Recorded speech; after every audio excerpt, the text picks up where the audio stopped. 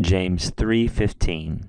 Uk esten haute he Sophia anothen katerkamene al epigeas psukeke damaniodes.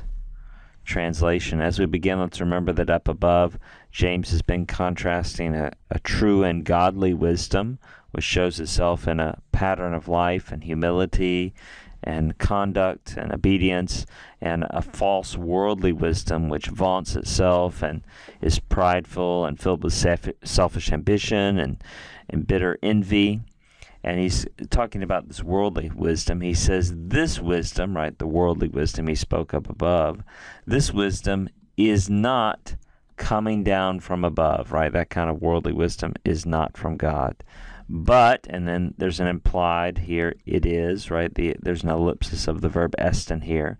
But it is earthly, natural, or unspiritual, right? The opposite of spiritual, demonic, right? James just calls out a false worldly wisdom for what it is, earthly, unspiritual, demonic.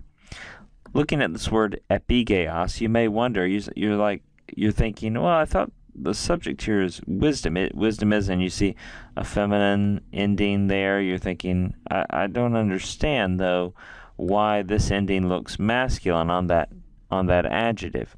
Well, this is a two-termination adjective. It's been a while since we've seen one of these, but you remember it follows the endings for logos or the endings for teknon. It follows second declension endings.